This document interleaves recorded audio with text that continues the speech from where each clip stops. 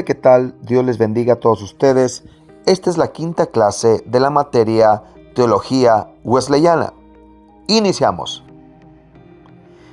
Esta es nuestra quinta clase y el propósito de esta lección es ayudar al estudiante a pensar e implementar una estructura organizacional sana que ayude al cuidado, desarrollo y crecimiento integral de la iglesia.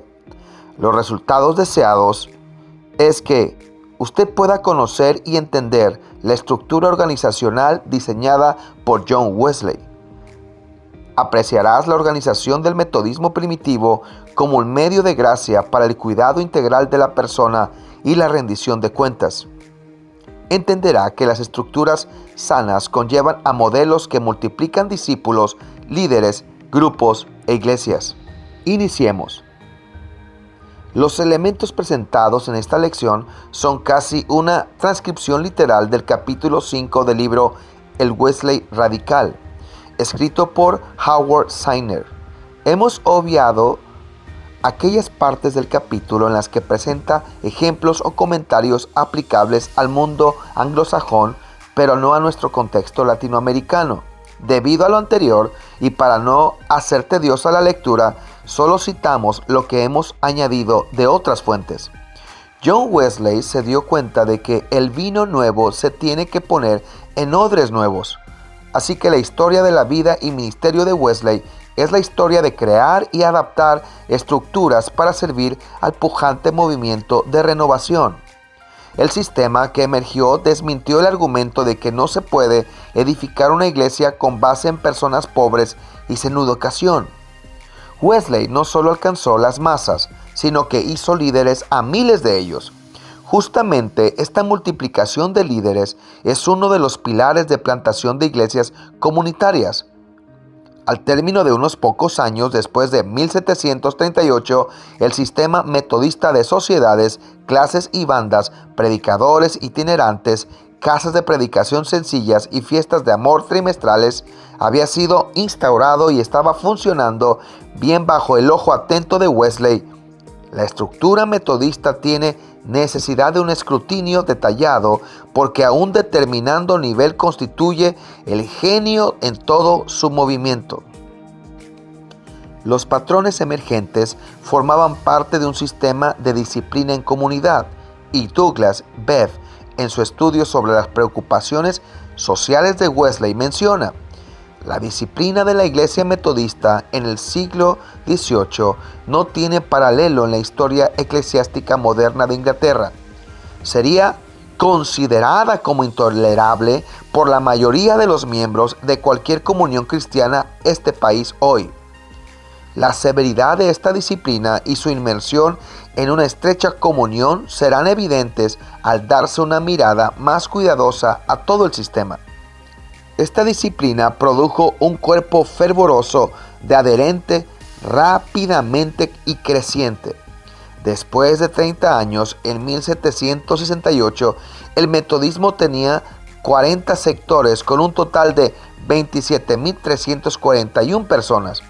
10 años más tarde, los números habían aumentado a 60 sectores y 40.089 miembros. En otra década más, tenían 99 sectores y 66.375 miembros.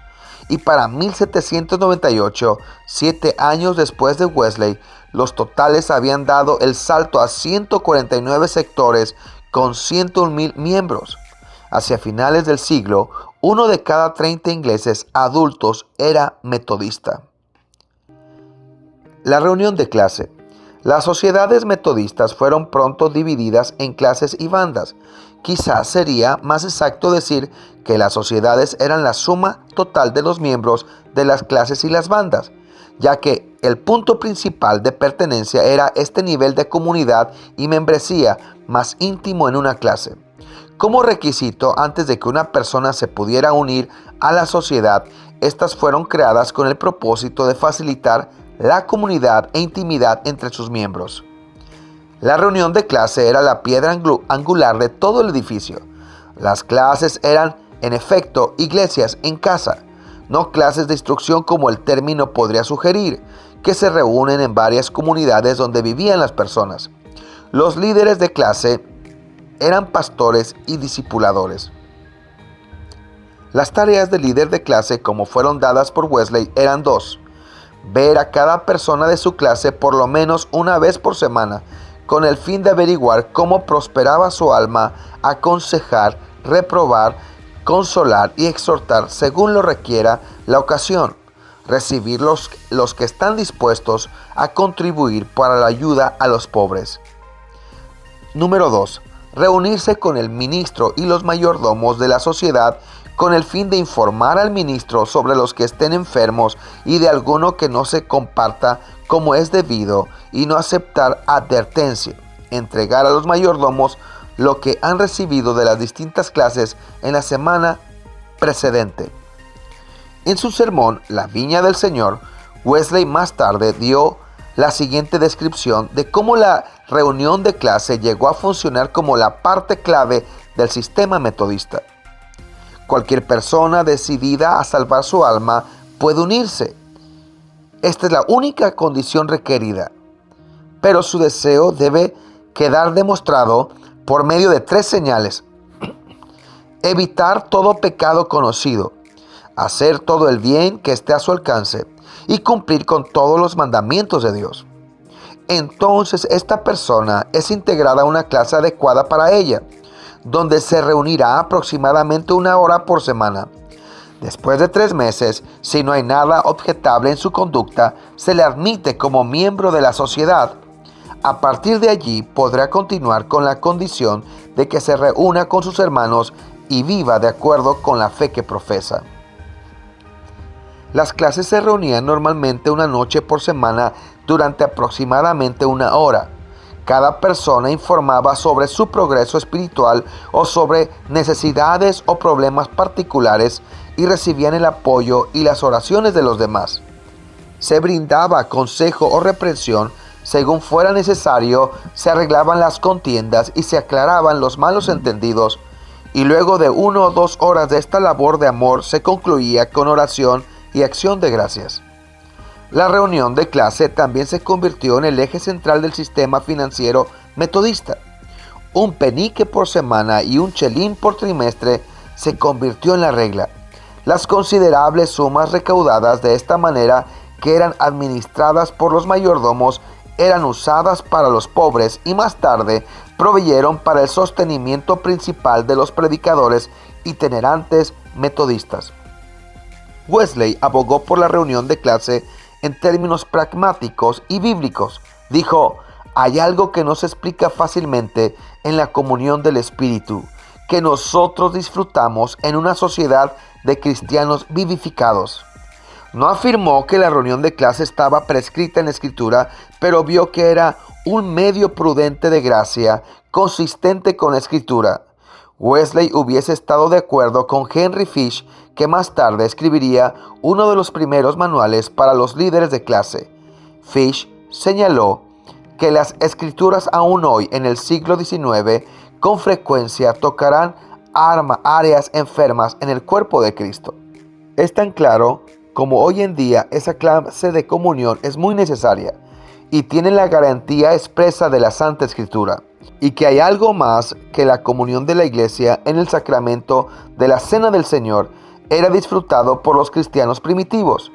Tenían comunión fraternal, así como también el partimiento del pan, como por ejemplo podían exhortarse los unos a los otros diariamente, cómo se consolaban y edificaban los unos a los otros, cómo podrían provocarse unos a otros el amor a las buenas obras, o cómo podían confesarse sus fallas unos a otros y orar los unos por los otros, cómo se enseñaban y amonestaban los unos a los otros con salmos, himnos y cánticos espirituales, cómo se llevaban las cargas los unos de los otros, o cómo lloraban con los que lloran y se gozaban con los que se gozan, si nunca se reunían con el propósito de conversar sobre la religión experimental y la condición del alma de cada uno. A pesar de cualquier cosa contraria que la gente quiera decir, esas iglesias en las que sus miembros no cumplen o en las que no tengan la oportunidad de cumplir con los anteriores preceptos que están ordenados en el Nuevo Testamento, no se fundamentan en el modelo de las iglesias apostólicas. Las reuniones de clase hicieron que las incisivas exhortaciones bíblicas fueran reales en las vidas del pueblo metodista. La reunión de clase se convirtió en el principal medio de gracia para miles de metodistas. Cumplió con una función evangelística y discipuladora. Wesley sabiamente discernió que los inicios de la fe en el corazón de un hombre podían ser incubados para convertirse en fe salvadora más efectivamente en la calidad atmósfera cristiana de la sociedad que en el frío del mundo. Según un autor, era de hecho en la reunión de clase donde ocurrían la gran mayoría de conversaciones. El sistema de reuniones de clase unió fuertemente al pueblo metodista, que se encontraba muy disperso, y se convirtió en el sostén de la renovación metodista por muchas décadas. El movimiento era, de hecho, toda una serie de avivamientos esporádicos y a menudo localizados geográficamente, que estaban interconectados y esparcidos por la red de sociedades y clases, más que una ola continua de avivamiento que pasaba por todo el país. Sin la reunión de clase, los dispersos fuegos de avivamiento se hubieran extinguido mucho antes de que el movimiento pudiera hacer un impacto profundo en la nación. Es fácil ver cómo la disciplina efectiva se pudo ejercer en tales grupos donde cada persona era conocida íntimamente por el líder de la clase. Como parte del sistema, Wesley emitió tarjetas o boletos para cada miembro de la clase. La tarjeta llevaba el nombre de la persona, la fecha y la firma de Wesley o uno de sus predicadores. Era la prueba de membresía y le daba admisión a la persona a la fiesta de amor trimestral. De esta manera, era principalmente la membresía a la clase lo que constituía la membresía a la sociedad y no viceversa. A los miembros que no eran fieles no se les renovaban los boletos para el siguiente trimestre y eran de esta forma excluidos de la fiesta del amor. Wesley entendió estos boletos como equivalentes a cartas de recomendación en el sentido cristiano primitivo. Wesley no permitió que la disciplina se tornara permisiva. En sus visitas periódicas a diferentes lugares, examinaba, regulaba o purgaba las clases y las sociedades según fuera necesario. Wesley explicaba cuidadosamente las reglas y excluían a quienes no buscaban cumplirlas. Los miembros excluidos no recibían entonces boletos de membresía trimestrales. Muchos de estos miembros excluidos eran posteriormente readmitidos si enmendaban sus caminos. Algunos ejemplos muestran el alcance de la disciplina y la naturaleza de las ofensas. En 1748, Wesley redujo la sociedad de Bristol de 900 a 730 personas, mientras que en otras ocasiones determinó que no se necesitaba hacer expulsiones. En las sociedades portuarias con frecuencia tuvo que expulsar a algunos por contrabando y con el tiempo se dio cuenta de que esta disciplina rendía fruto en la reducción del contrabando en el área. De una sociedad, Wesley expulsó a 74 personas, 2 por maldecir, 2 por quebrantar el día del Señor, 17 por borrachera, 2 por vender licor, 3 por peleas, 1 por pegarle a la esposa, 3 por mentir habitualmente, 4 por hablar mal del prójimo, 1 por pereza y haraganería y 29 por frivolidad y negligencia. Bebb menciona: pocos eran expulsados por faltas estrictamente religiosas y ninguno por diferencias doctrinales, mientras que muy significativamente la gran mayoría eran expulsados por no tomar su fe lo suficientemente en serio, que para la perspectiva wesleyana incluía tener una conducta correcta con el prójimo. En el ejercicio de la disciplina, dijo Wesley, la pregunta no se refiere al corazón, sino a la vida. El tenor general de esta no se puede esconder sin algún milagro. Por lo tanto, la disciplina era tanto posible como necesaria. El papel pastoral de los líderes de clase con sus pequeños rebaños de más o menos una docena eran sumamente importantes. Wesley nombró predicadores laicos que constantemente se movían de un lugar a otro y en la mayoría de los casos el clero anglicano no se hizo responsable del cuidado pastoral de los metodistas. El rápido crecimiento del metodismo nunca pudo haber ocurrido sin los predicadores itinerantes. Pero el historiador metodista Abel Stevens menciona que estos predicadores nunca hubieran podido asegurar la disciplina moral o incluso la permanencia de sus sociedades sin el cuidado pastoral del líder de clase. En la ausencia del paso, quien difícilmente estaba un día a la vez en un lugar. Sin embargo, los líderes de clase no eran simplemente una disposición improvisada para que las sociedades metodistas pudieran subsistir sin pastores de tiempo completo. Más bien, los líderes de clase eran, en un sentido fundamental, pastores ellos mismos. Este era el sistema normal basado en parte en la convicción de Wesley de que la supervisión espiritual tenía que ser íntima y personal y que el liderazgo plural en la norma en una congregación. Nunca se pudo convencer de que la voluntad del Señor fuera que cualquier congregación debería de tener solamente un maestro. Este predicador tiene un talento, aquel tiene otro, dijo Wesley. Nadie que haya conocido alguna vez tiene todos los talentos que son necesarios para comenzar, continuar y perfeccionar la obra de gracia en toda una congregación. Esta es parte de la razón por la que los predicadores metodistas viajaban de sector en sector. De lo que carecía un predicador, el siguiente lo podía suplir. El sistema de bandas. Las clases eran reforzadas por las bandas, las cuales, al igual que aquellas de Gerhund, eran más pequeñas y generalmente se dividían por edad, sexo y estado civil. Entre los moravos, las bandas eran una tradición antigua, remontándose hasta tiempos muy anteriores a la época de Zinzendorf, en los años de 1700. Wesley siguió el sistema moravo, pero con algunas modificaciones. En particular, descartó el patrón moravo del supervisor de banda, cuyo trabajo era reportar y exhortar a aquellas personas en necesidad de ayuda espiritual o que parecía estar en el error. Wesley sintió que esto minaba la responsabilidad mutua de cada miembro para con los demás en la banda. Se esperaba que los miembros en las bandas se abstuvieran de hacer el mal, que fueran celosos en las buenas obras, incluyendo el dar a los pobres, y que usaran todos los medios de gracia. Wesley redactó la siguiente declaración de reglas. El propósito de reunirnos es obedecer el mandato de Dios. Confiénsense unos a otros sus pecados y oren unos por otros para que sean sanados. Con esta finalidad nos proponemos: 1. Reunirnos por lo menos una vez por semana. 2. Asistir puntualmente a la hora asignada. 3. Comenzar exactamente a la hora, cantando y orando. 4.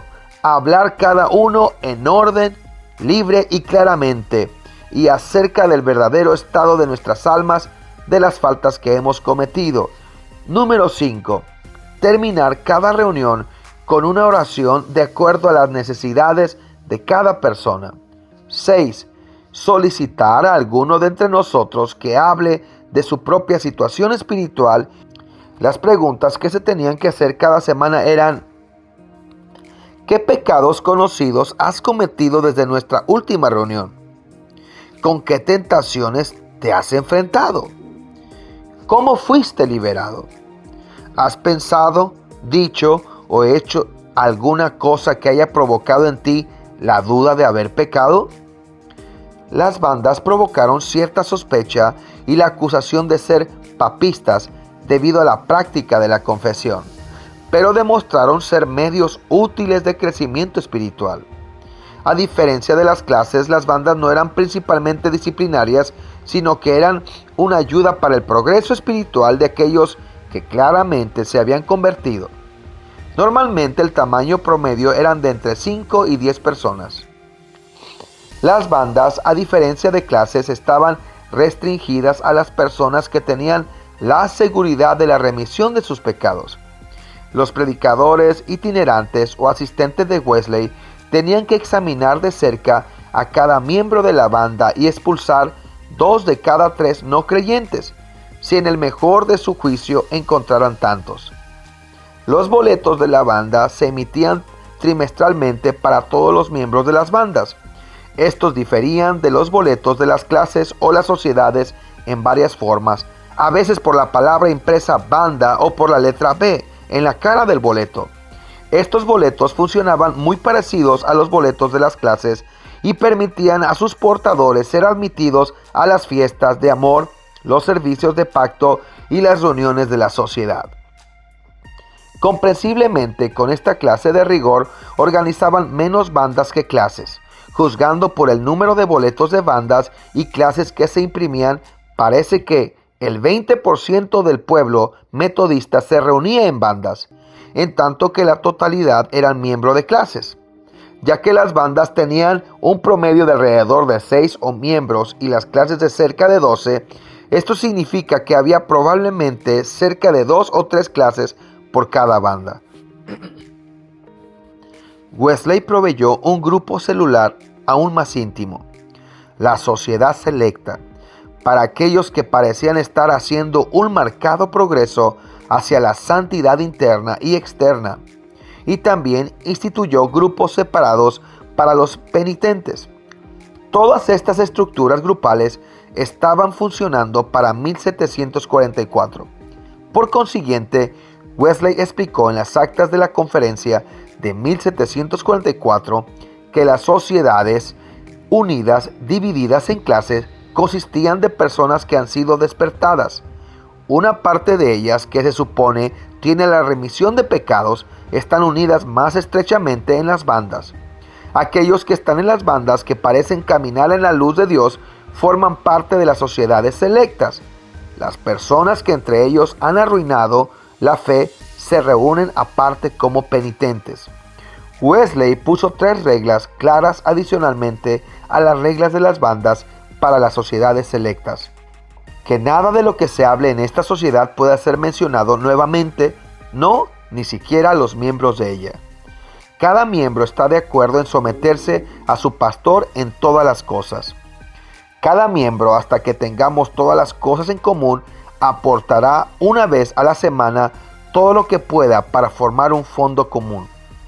La referencia a todas las cosas en común sugiere que en esta etapa Wesley tenía el ideal de una verdadera comunidad de bienes entre aquellos que estaban más cerca de alcanzar la vida del reino de Dios. El sistema de bandas y clases instituido por Wesley continuó por más de un siglo. En Inglaterra las bandas desaparecieron alrededor de 1880,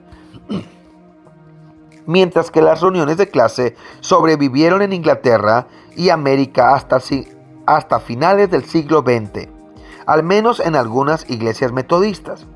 Sin embargo, muchos antes de 1900, el sistema de clases había perdido su vitalidad en la mayor parte del metodismo.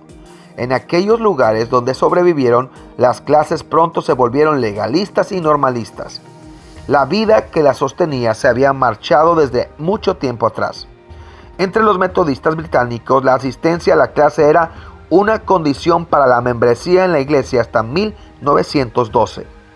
Una avalancha de libros y algunas convenciones intentaron reavivar la reunión de clase en América después de 1850, pero sin éxito. Pastores y líderes. El sistema de bandas y clases no se hubieran mantenido unido de no haber sido por la itinerencia del sistema de predicadores itinerantes de Wesley. Estos predicadores están bajo la directa supervisión de Wesley. Si el metodismo en general parecía casi como una orden monástica, la itinerancia fue de hecho una orden de predicación que, si no era célibe, ciertamente sabía sobre la pobreza y la obediencia.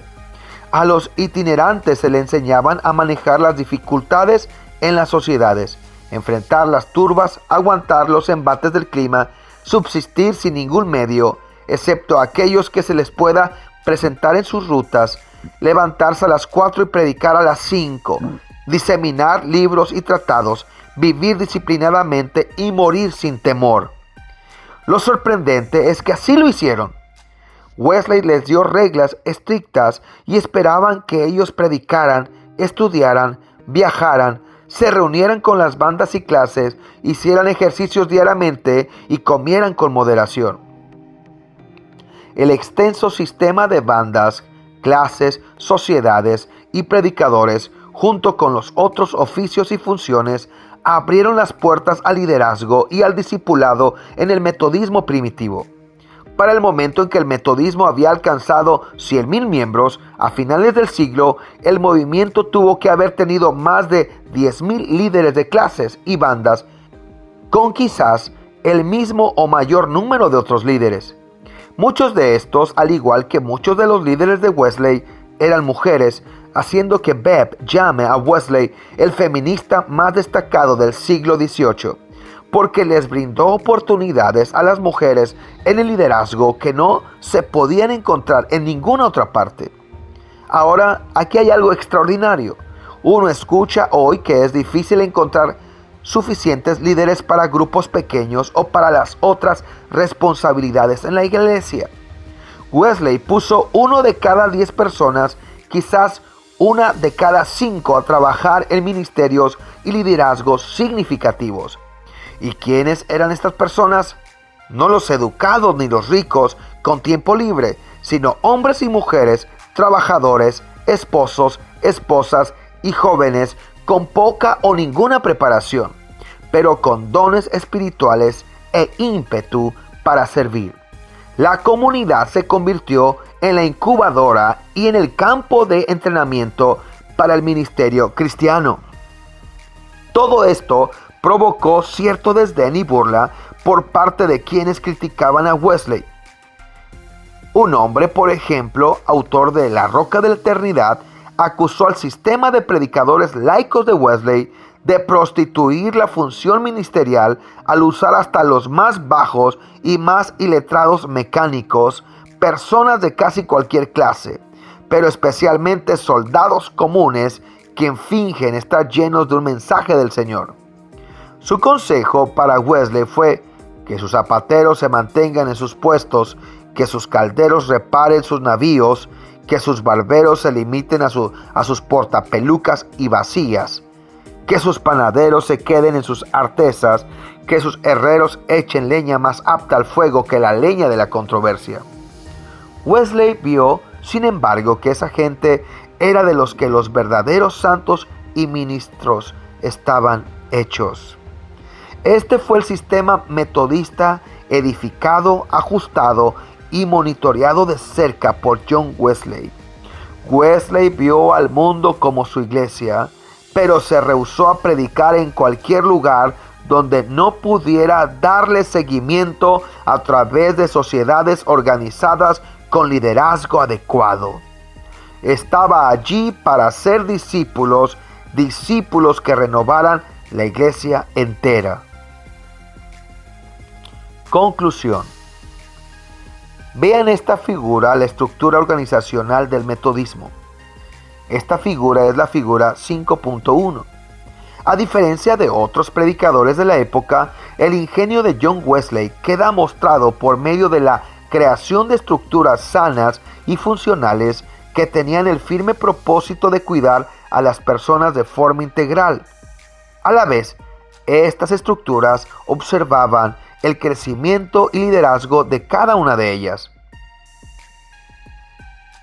El propósito de las sociedades era proclamar y explicar la doctrina. El propósito de las clases era implementar un estilo de vida de santidad. Y el propósito de las bandas era traer corrección y cultivación de la pureza.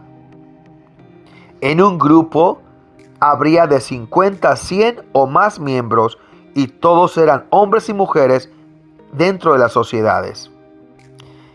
El grupo de las clases aproximadamente sería de 12 de acuerdo a la ubicación, y el grupo de bandas serían de grupos voluntarios, usualmente de un solo sexo. El liderazgo en las sociedades sería un pastor líder o un laico líder y un equipo administrativo. El liderazgo en las clases sería amigos y hermanos en la fe. Y el liderazgo en las bandas sería laicos líderes profesionales.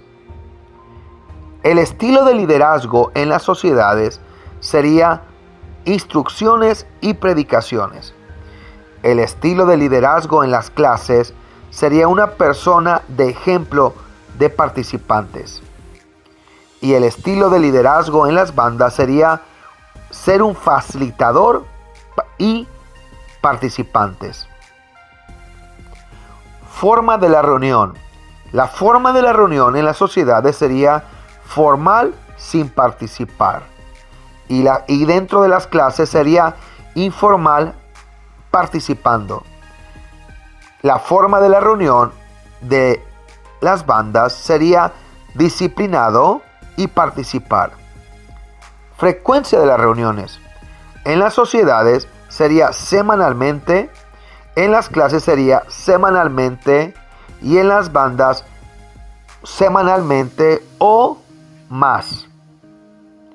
La supervisión personal, la disciplina, la rendición de cuentas y un liderazgo heterogéneo e itinerante fueron algunos de los factores clave para el éxito del sistema metodista.